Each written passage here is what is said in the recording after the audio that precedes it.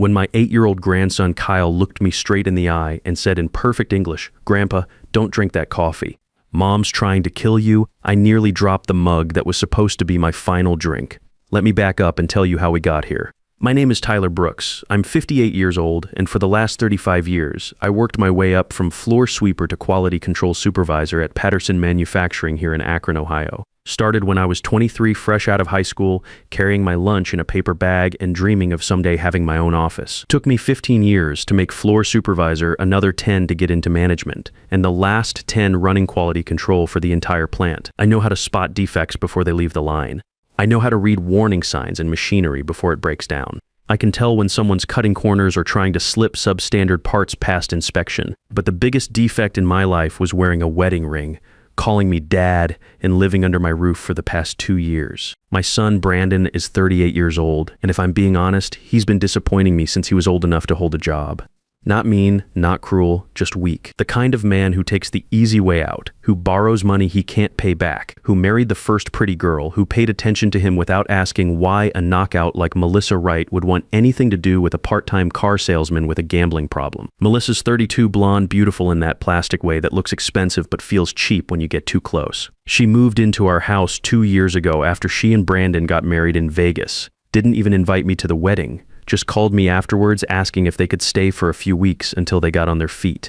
Those few weeks turned into 24 months of watching my home become a staging ground for whatever scheme she was cooking up next. She was always sweet to my face, always calling me dad in that sugary voice that made my teeth ache, always offering to help around the house.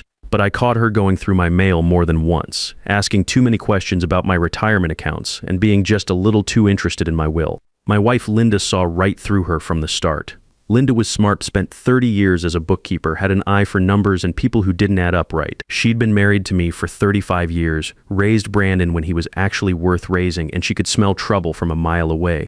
"That girl's up to something, Tyler," Linda would tell me while we sat on the back porch after dinner, watching Kyle play in the yard. "She's mapping this house like she's planning to renovate it, but we both know she's never picked up a paintbrush in her life." Linda was keeping track of things. Bank statements that didn't quite balance, credit card bills for stuff we never bought, little inconsistencies that would have driven her crazy if she hadn't been so focused on documenting them. She had a whole folder in her desk drawer, organized like the evidence file she was building. That was 3 years ago, before Linda died.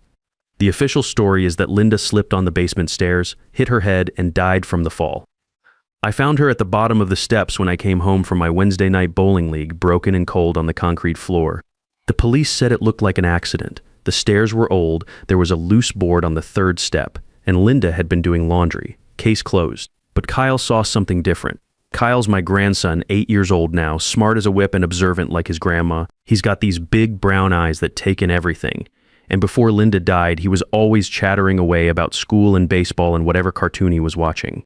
Normal kid stuff. After Linda's funeral, Kyle stopped talking. Not a word for 3 years. The doctors called it selective mutism, said it was trauma from finding his grandmother dead. They recommended therapy, special schools, all kinds of expensive treatments that Melissa was very eager to pursue. Said it would be better for Kyle to go somewhere he could get professional help instead of staying with his grieving grandfather. I fought her on that. Kyle was staying with me, in his home where he belonged. Something about the way Melissa pushed for him to be sent away didn't sit right with me. Like she wanted him gone for reasons that had nothing to do with his well-being. So Kyle stayed quiet for 3 years, communicating through nods and hand gestures, writing notes when he absolutely had to. The school worked with him. I learned some basic sign language, and we managed. He was still Kyle underneath the silence, still loved baseball, still helped me in the garage, still curled up next to me on Sunday afternoons to watch the Browns lose another game. But this Tuesday morning, everything changed. Brandon and Melissa had just left for a 2-week Caribbean cruise, their first vacation since Linda died. They'd been planning it for months, talking about how much they needed to get away, how the stress of the last few years had been so hard on them. They dumped Kyle on me like they always did when they wanted to play house without the responsibility of actually raising him. I was sitting in my recliner in the living room, looking at the coffee Melissa had prepared for me before they left. She'd been very specific about it, standing in my kitchen in her designer outfit with the luggage by the front door, making sure I understood how important this coffee routine was going to be. "Dad, this is a special blend, doctor. Roger Davis recommended for your blood pressure," she'd said. her manicured nails clicking against the ceramic mug as she handed it to me. "You've been having those dizzy spells lately, and he thinks this herbal mixture will help regulate your system while we're gone."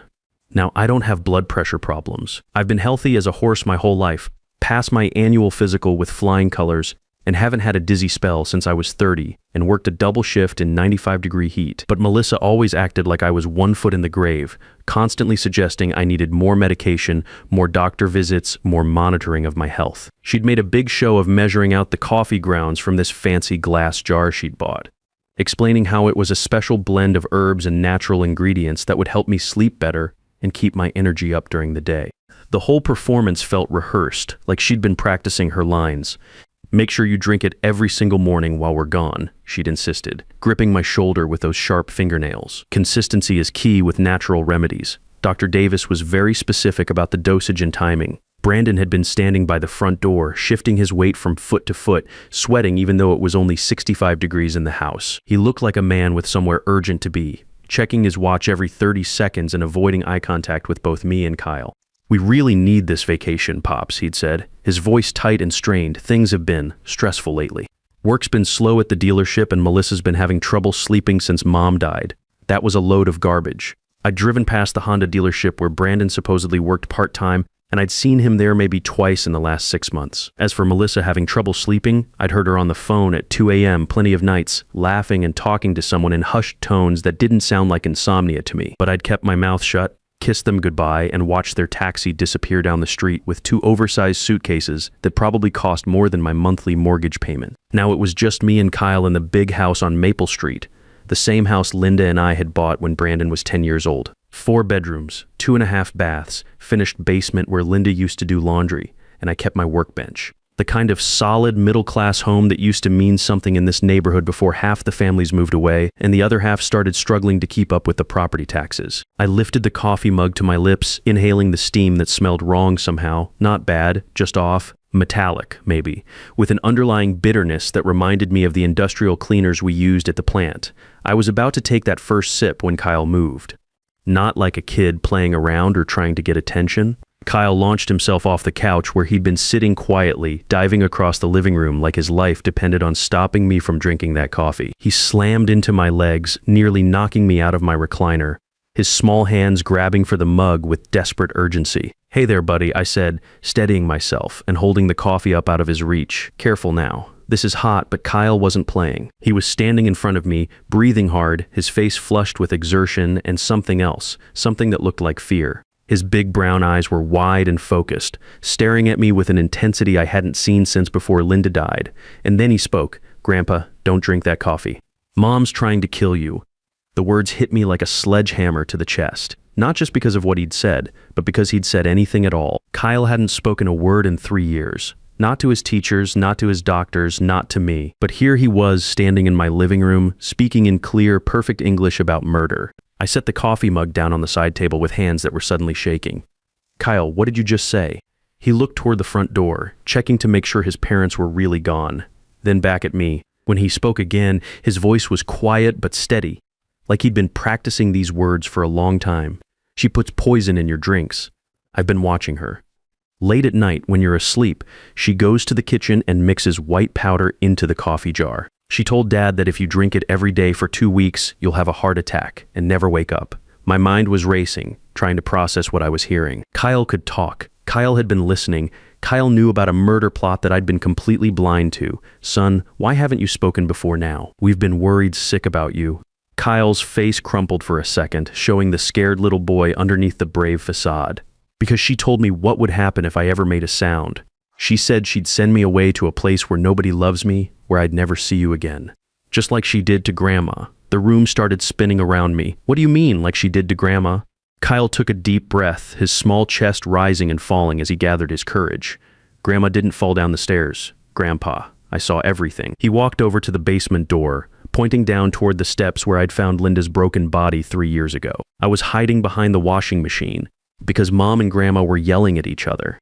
Grandma had papers in her hand, bank papers and stuff with Dad's name on them. She said she was going to show them to you that Dad had been stealing money. Kyle's voice got smaller, but he kept talking, like a dam had finally burst, and the words couldn't be stopped. Mom got really mad. She started screaming at Grandma, calling her names, saying she was a nosy old woman who should mind her own business. Grandma turned around to walk up the stairs, and that's when Mom pushed her. I felt the blood drain from my face, pushed her, hard, with both hands. Grandma tried to grab the railing, but she was holding those papers and she couldn't catch herself. I heard the sound when her head hit the concrete. My legs gave out and I collapsed back into my recliner, staring at my grandson who'd been carrying this terrible secret for 3 years. Linda hadn't fallen. She'd been murdered, and this little boy had witnessed the whole thing. What happened next, Kyle? Mom came down the stairs real slow. She stepped over Grandma and looked around until she found me behind the washing machine. She grabbed my face with her hands and squeezed really hard. She told me that if I ever said one word about what I saw, she'd kill you too and send me to an orphanage where bad kids go. Kyle was crying now, tears streaming down his cheeks, but his voice stayed strong. She said nobody would believe me anyway because I was just a stupid little kid, and that if I told anyone, she'd say I was lying because I was crazy. She made me promise to never talk again, and she said as long as I stayed quiet, you'd be safe. I pulled Kyle into my arms, holding him tight while my mind raced through the implications of what he'd just told me. Melissa had murdered my wife. She'd terrorized my grandson into silence, and now she was trying to finish the job by poisoning me. We're going to stop her, Kyle, I said. My voice steady even though my hands were shaking with rage. But first I need you to show me something. I stood up and walked over to the kitchen counter where that glass jar of special coffee blend was sitting. Kyle followed me, staying close like he was afraid to let me out of his sight. This is it, he said, pointing at the jar. She mixes the white powder in there when she thinks nobody's watching. She keeps the powder hidden in her makeup bag upstairs. I opened the jar and took a careful sniff. The smell that had seemed off before now seemed downright dangerous, metallic and bitter, like industrial chemicals mixed with regular coffee grounds. Kyle, I need to ask you something important. Do you trust me? He nodded without hesitation. Good, because we're going to play the most important game of our lives. We're going to catch the bad guys, but we need to be smart about it. Can you help me with that? For the first time in years, Kyle smiled a real smile. Like Spy Games. Exactly like Spy Games, you're going to be my partner, and together we're going to make sure Melissa never hurts anyone again. The first thing I did was call Nathan Pierce. Nathan had been my union representative for 15 years before he went to law school and started his own practice. He specialized in workers' compensation and employment law, but more importantly, he was the smartest, most stubborn man I knew when it came to fighting for working people against powerful enemies. Nathan arrived at my house within 2 hours, carrying a briefcase and wearing the same serious expression he used to get when the plant managers tried to screw us out of overtime pay. Jesus, Tyler, he said after I'd explained the situation. This is attempted murder. We need to call the police right now. We need evidence first, I told him. If we call the cops now, it's Kyle's word against hers. She'll say he's traumatized, unreliable, making things up. We need proof that'll stick in court. Nathan looked at Kyle, who was sitting on the couch holding a glass of real safe orange juice. Son, are you absolutely sure about what you saw? About your grandmother and the poison? Kyle nodded firmly. I've been watching her for 3 years. I know all her hiding places and all her secrets. Nathan opened his briefcase and pulled out a digital recorder. Kyle, I need you to tell me everything you remember about the night your grandmother died. Every detail you can think of. Can you do that? For the next hour, Kyle gave the most detailed, coherent account of a murder that I'd ever heard. He described the argument between Linda and Melissa, the bank documents Linda had found showing Brandon's unauthorized withdrawals from my retirement account, the sound of Linda's head hitting the concrete, and Melissa's threats to keep him quiet. Nathan recorded every word, asking careful questions to clarify details and timelines. By the time we were finished, we had a testimony that would make any prosecutor salivate. Now we need the physical evidence, Nathan said. Tyler, we're going to test that coffee, and we're going to set up surveillance in this house. When they come back from their cruise, we're going to catch Melissa red-handed. Nathan made some calls while Kyle and I sat at the kitchen table, planning our strategy. The first call was to his friend, Dr. Sarah Martinez at the county lab, asking her to run a toxicology screen on the coffee grounds as an emergency favor. The second call was to Detective Glenn Foster at the Akron Police Department. Glenn had worked patrol in our neighborhood for 10 years before making detective. He'd been to our house twice, once when someone broke into our garage and stole my tools, and once when Linda died. He was a good cop, thorough and fair, and he'd known our family long enough to take this seriously. Glenn's coming over tonight to hear Kyle's story and see the setup, Nathan explained. If the lab confirms poison in that coffee, we'll have enough for a warrant. But Tyler, I want to try something else too. What's that? I want to let Melissa think she's winning. Let her believe the poison is working. When she comes back from the cruise and sees you looking sick and confused, she'll get confident. Confident people make mistakes. The lab results came back the next morning. Dr. Martinez called Nathan directly, her voice tight with concern. The coffee grounds contain lethal doses of digitalis and warfarin. She reported, digitalis is extracted from foxglove plants. It causes heart arrhythmia and cardiac arrest in high doses. The warfarin is a blood thinner that would prevent clotting and make any internal bleeding difficult to stop. Whoever mixed this knew exactly what they were doing. Nathan hung up and looked at me grimly. This isn't some crime of passion, Tyler. This is premeditated murder with sophisticated knowledge of pharmacology. Melissa researched this, planned it, and executed it with precision. Detective Foster arrived that evening with a technician who helped us install hidden cameras throughout the house. We put one in the kitchen aimed at the coffee jar, one in the living room where I usually sat, and one in the hallway that covered the basement stairs where Linda had died.